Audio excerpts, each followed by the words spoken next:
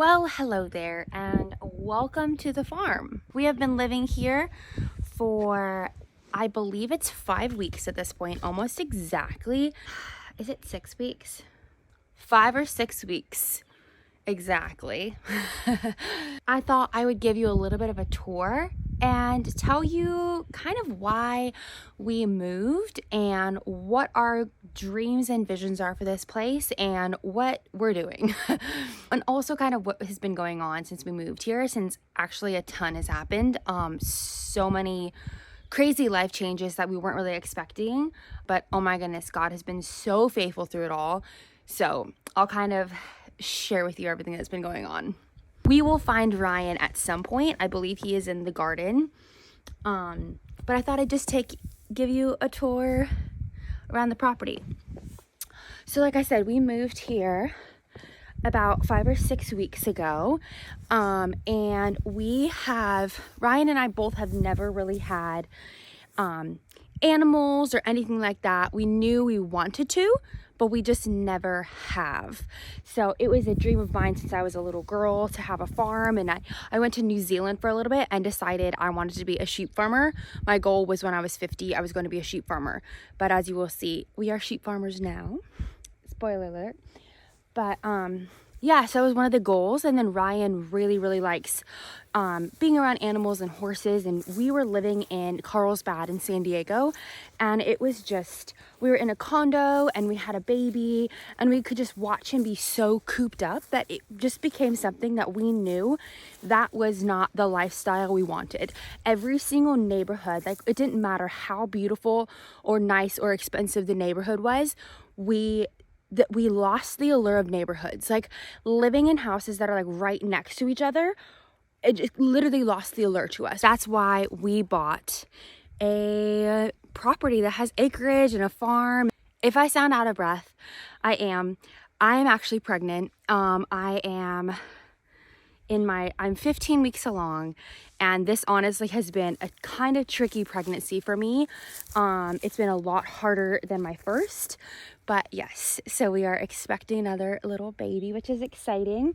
But this is our dog. The first person you're gonna meet is our dog Fen. Hold on, let me see if I can. This is Fen. He is a Carica-chan, and oh my goodness, we are obsessed with him. He's an incredible, incredible dog. Literally, our little boy can run around and play with him and roll around and be on top of him and pull his ears and do whatever. And he is the most perfect dog. He lives here in the sheep enclosure. He lives here in the sheep pasture. 24/7. He just lives with the sheep. He does not come inside. We do not have any inside pets or animals. Actually, I'll show you one that's inside currently. That's Fen, our dog. We are obsessed with him. If you are looking for a good family dog and Livestock guardian dog, we highly recommend a Carica-chan. We loved him so much. We are getting his little I don't know what you call him, like sibling or nephew or whatever in January. So we're going to get another one because we loved him so much and he needs a friend. I'm going to keep walking you around. So another crazy thing that happened, I think it was a week and a half after we moved here, was Ryan actually lost his job, which was crazy. We were not expecting that at all. It was one of the reasons we felt to move out of San Diego and be somewhere where it was more politically aligned with how we thought. But yeah, and then to lose that job so quickly was extremely shocking and honestly quite devastating. But it was also such incredibly perfect timing because that's when we were here, we were outside. Ryan literally started planting trees. Oh, I need to show you the trees. I know it's not going to be very exciting to you guys, but it's really exciting to us. But yeah, and it just gave Ryan and us time to be a family and to breathe and to relax. And because we just bought a house, of course, we had a little bit of savings, and it was God's timing was so incredibly perfect with that we didn't have to worry. And we're so thankful, though, Ryan did get a job this past week. So he is now the CMO at an incredible company that we're so excited about. But this is a Gala. Let me do it this way. This one is a Gala apple. There's one way down there. I'm actually not sure what that is. Ryan will be able to tell you. And then there's a few more here in the front. I think that's another apple and something else. So we have all the land up and over this hill, which is amazing, and way over there. Plenty of land to breathe, not a single neighbor in sight. Basically everything you see we own except what's behind us, which is pretty incredible. So yeah, so that was the other thing that happened on top of finding out we were pregnant and finding out it was going to be a slightly more difficult pregnancy. Then Ryan lost his job, which is another crazy thing. And we were literally on our way to buy a truck when we found out. Because we really needed a truck. We had a little crossover SUV, which was great and doing its job, but we really needed a truck. And when we found out, we were like, oh, I guess we're not buying a truck today. But as you can see, Ryan does have his truck, which is very, very exciting. I'm very proud of him. I'm going to introduce you to the next animals on the farm. These are our Dorper sheep. We have 4. They are all pregnant mamas. 2 of them are due in January, which is exciting, and 2 of them are due in March. I had to think about that. We're in one of the pasture areas. The previous owners only had donkeys. They actually had 12 donkeys. I'll show you where she had them, but there had nothing here. They literally, this was just a field that they would mow, and we're like, we're not gonna mow acres and acres of grass. We're gonna get sheep, and we're gonna put our sheep on the grass. I'll show you the barn and everything, but maybe we'll stop and talk to Ryan. Hi, baby. Hi, baby. You are super close to getting shocked by that electric fence. Oh my gosh, I totally forgot. You're about an inch away.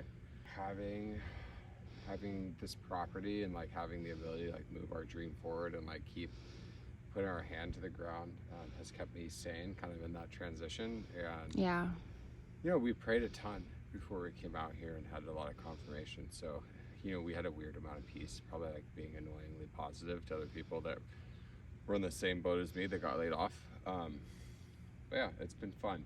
Would you say, babe, that this is kind of your baby? Like growing things, or do you more like the animal side of things? I think animals are less effort.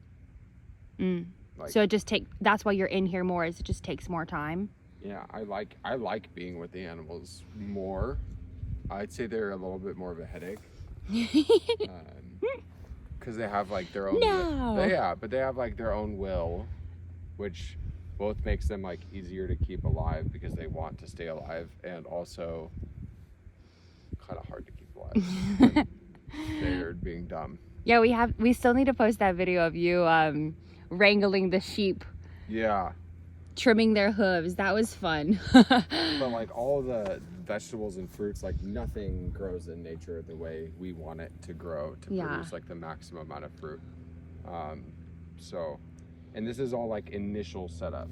So this especially becomes way more similar to the fruit. Well, this is more hands-on than the fruit trees are, obviously, but like the bushes will be pretty light maintenance. Yeah. The vines will be a bit of maintenance. And then this is all... yeah, I'll come in there so I can see what's growing. Oh, yeah. I'll come around. What has happened in the last 5 weeks? It's been like a little bit more... like personal stuff or yeah, stuff? Either way, I guess. Fen ran that one night when there was a bobcat on our property. Oh my gosh. That was brutal. That sucked. That was the hardest night so far well, we've had a few hard nights. Yeah. A couple things, but you know why we didn't move, and one of the hard things is that we had a big network and community and people we loved in San Diego.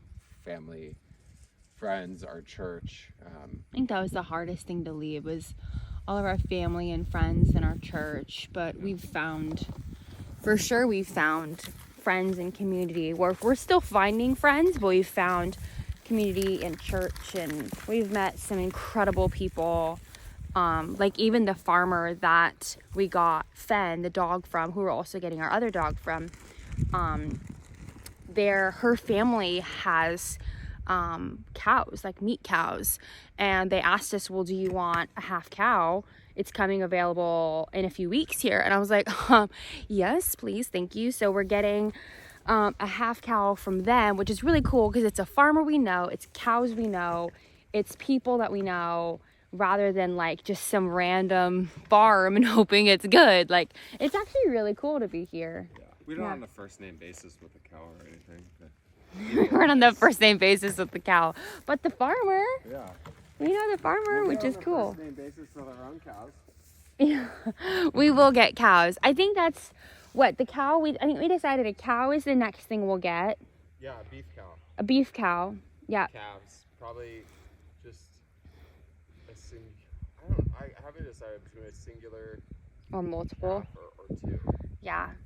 For sure, my goal is I want a dairy cow, but I think just after I'm pregnant and once we kind of settle more into things and the farm life, like we've only been here for 5 weeks, we don't want to jump into so many animals all at the same time. Like, we're pretty happy with where we're at life-wise, and especially with Ryan starting this new job, we don't know exactly how it's going to be because he's been having 100% free time, so it's going to be different, but obviously it's gonna be amazing. Okay, I'm gonna take you quickly and show you the barn and the chicken coop. There are literally a million thousand, I was trying to make sure you could see it and then it flew away. There are a million thousand ladybugs. I think that was the most shocking thing. Like, I'm so thankful it's ladybugs and not like any other kind of insect so far. So we have ladybugs inside the house, on the ceilings, on the walls. They're kind of like, it's not like an infestation, but there is a lot of ladybugs for sure. Okay, so this is our barn. So like I said, the previous people had donkeys, so there's kind of just a lot of donkey literal crap everywhere. But then we have this nice little area back here that we're going to use. Oh, it's not a light, it's just a skylight. Oh, okay. We're going to use for lambing when the mamas are due. And then some hay, food, feed buckets. Yeah, so we kind of have to fix this. We honestly have not really fixed the barn yet, so we want to start doing this before it gets too cold. It's gotten very cold recently, so we're wanting to fix the barn before it gets too cold, so that when it's time for the mamas to have their lambs, we can just put them in there. And then there's this other little what do you call it, pen, corral, I don't know. Okay, so then this up here is another area. This is where we have the chicken coop. I honestly, every time I see this chicken coop, I'm not sure how I feel about it. So my sister and I tried to look into it and like clean it out and everything, and we saw so many spiders and rats that I am not 100% positive I want to go in there, but I'm gonna have to. So let's see, I'll show you inside. So you can kind of see. So the previous owner, ouch. I don't know what that was. So the previous owner had a bunch of chickens and they all got taken by a predator. So we've seen, kind of like what Ryan was talking about, we've seen bobcats and we've seen coyotes and obviously so many deer, but that's kind of been the scary thing, is we think that the chickens were either taken by the bobcat that we've seen or coyotes. So we know we need to probably fix this just a little bit more and make it more secure before we bring our chickens, which I realize I've not shown you yet, down here into here. So anyways, this is the back pasture. There's a gate back there that's actually open. Oops, right there. I don't know if you can see it. And then all this up here is the second pasture that the sheep can be on. So yeah, it's just been interesting being here. We live so far out from everything. In town, we have Walmart, so, and that's it.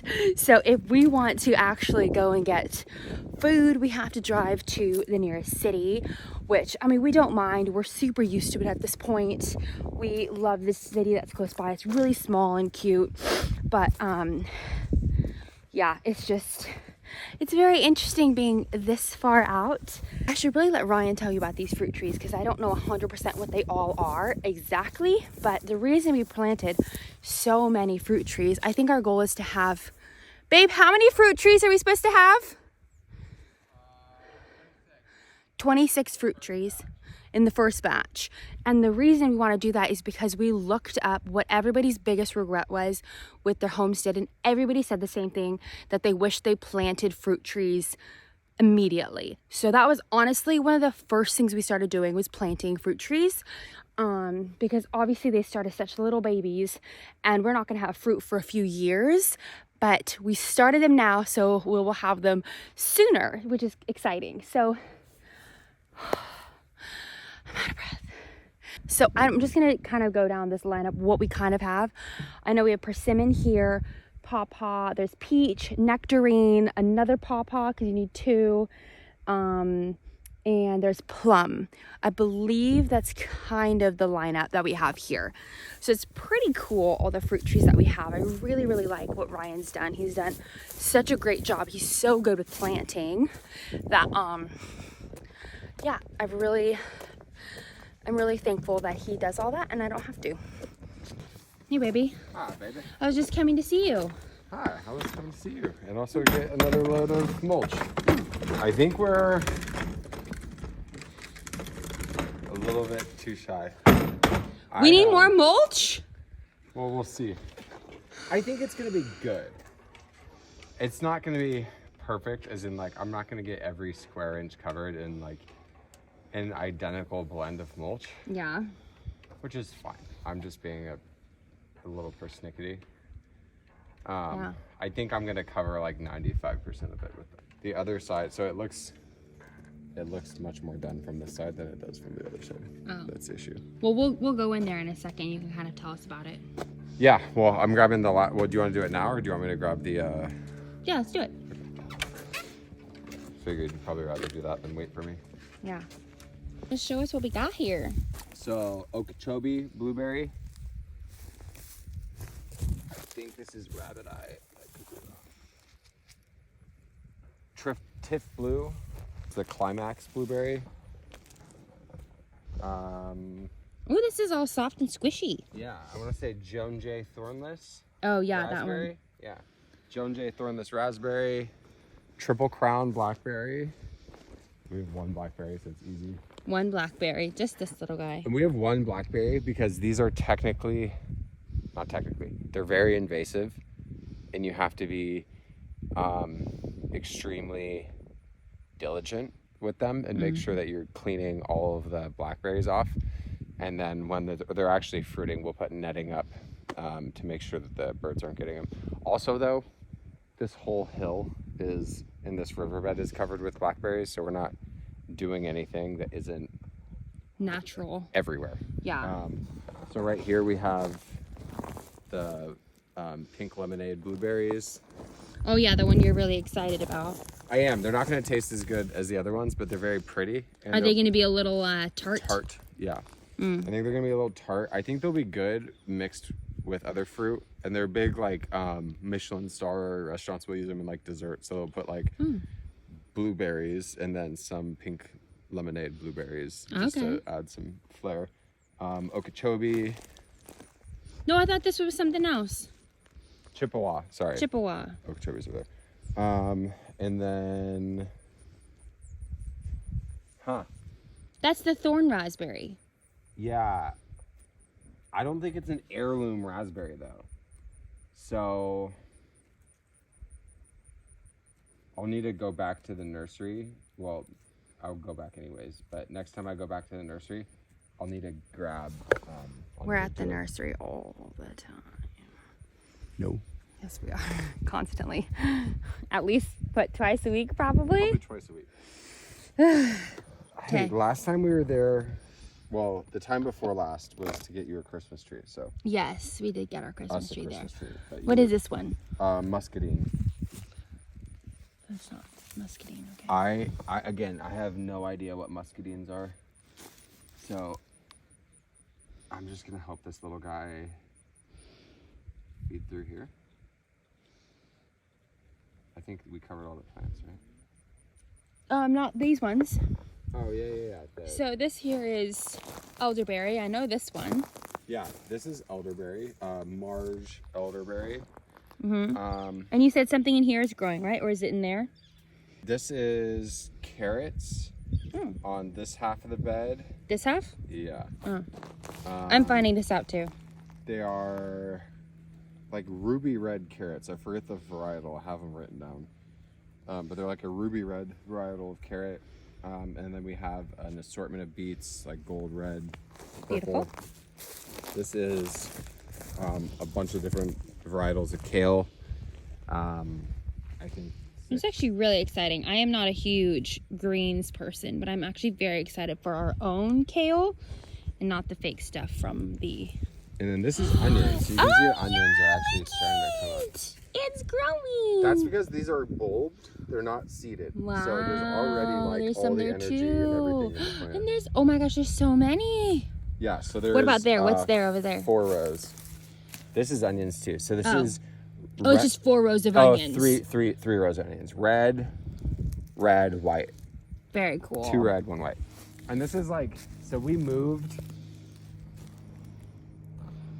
basically when I should have been done planting a fall garden. But the season was kind of late this year.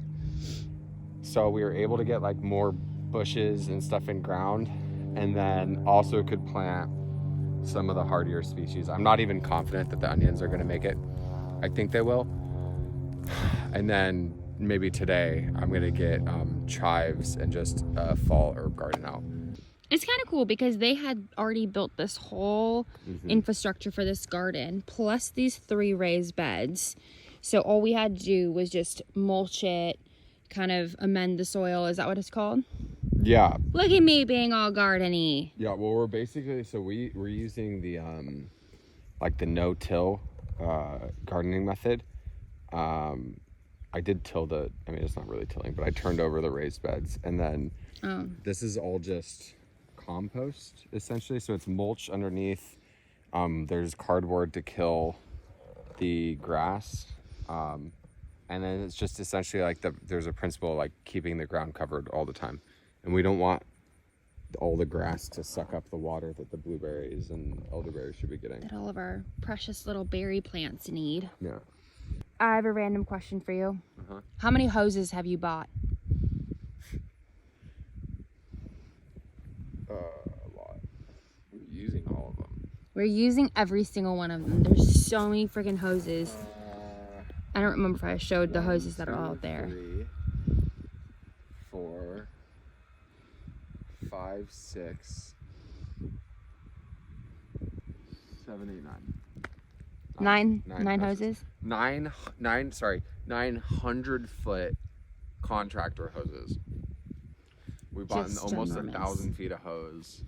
Is this your deer attractant? Yeah.